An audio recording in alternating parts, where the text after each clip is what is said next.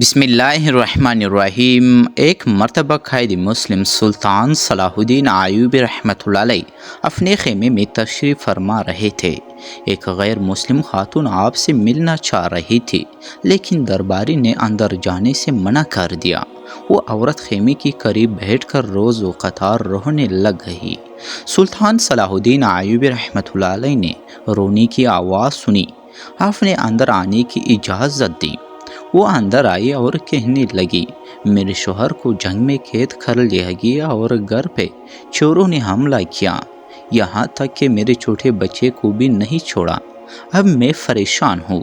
سلطان صلاح الدین ایوبی رحمۃ اللہ علیہ اس کی اس کیفیت کو دیکھ کر بہت متاثر ہوئے اور دل و رحمت و شفقت سے بھر آیا۔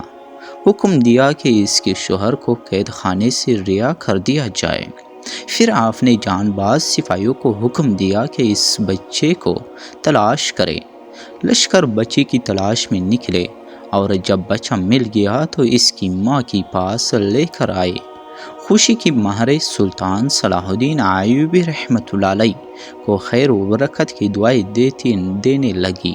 سلطان صلاح الدین ایوبی رحمۃ اللہ علیہ انہیں بتایا کہ یہ تو اسلام کی خوبیوں میں سے ایک خوبی ہے کہ ہم تمام لوگوں پر رحمت و شفقت سے پیش آتے ہیں۔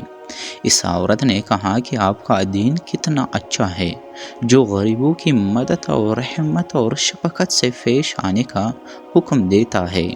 چنانچہ وہ عورت اسلام کی ان خوبیوں کو دیکھ کر اپنے شوہر بچے سمیت اسلام میں داخل ہو گئے۔